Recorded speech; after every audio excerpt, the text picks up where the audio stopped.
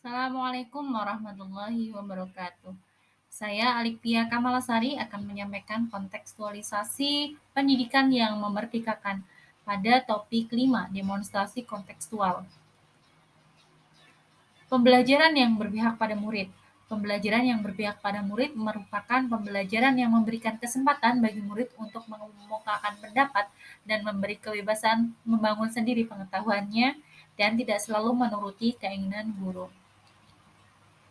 Dan pendidikan yang memerdekakan pengertiannya adalah pendidikan yang menitik beratkan perubahan secara menyeluruh atau lahir dan batin berdasarkan kodrat alami setiap individu.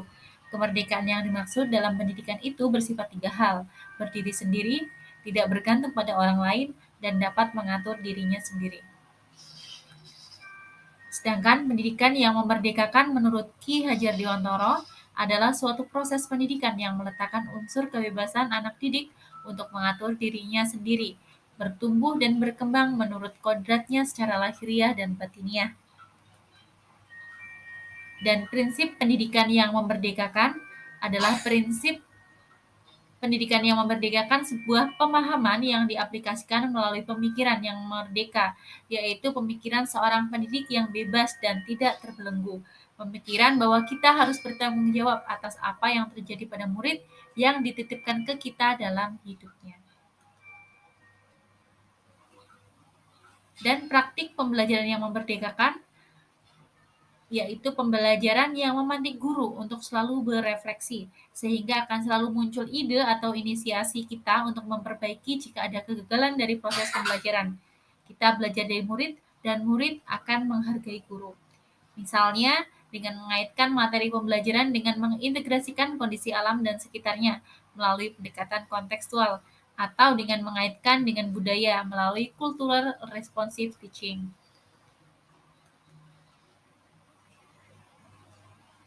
Praktik-praktik yang perlu dihilangkan agar murid merdeka dalam belajar, yaitu drilling materi dan soal, pembelajaran yang berpusat pada guru, pembelajaran berbasis konten, dan pembelajaran dengan tujuan capaian KKM. Kemudian implementasi pendidikan yang memerdekakan, ada beberapa sekolah yang sudah mengimplementasikan prinsip merdeka belajar, yaitu sekolah Erudio.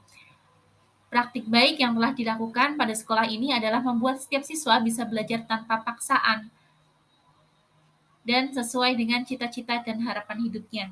Cara belajar yang nyaman dan sesuai dengan dirinya inilah maka mereka belajar hidup mandiri dan merdeka dari tekanan agar bisa berkontribusi dalam masyarakat sesuai kodrat dan jati dirinya. Selanjutnya adalah Sekolah SDN 01 Bongan.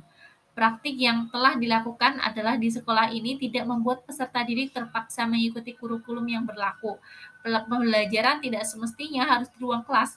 Misal, lingkungan sekolah bisa digunakan untuk tempat belajar anak, seperti kebun sekolah, kandang peternakan, untuk dijadikan media pembelajaran di luar kelas.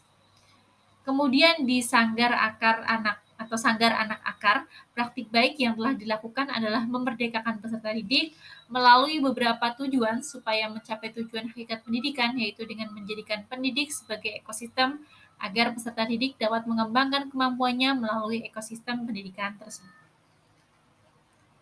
Terima kasih. Demikian penjelasan tentang pendidikan yang memerdekakan peserta didik. Semoga kita bisa menjadikan peserta didik kita sebagai insan-insan mandiri yang merdeka. Terima kasih. Wassalamualaikum warahmatullahi wabarakatuh.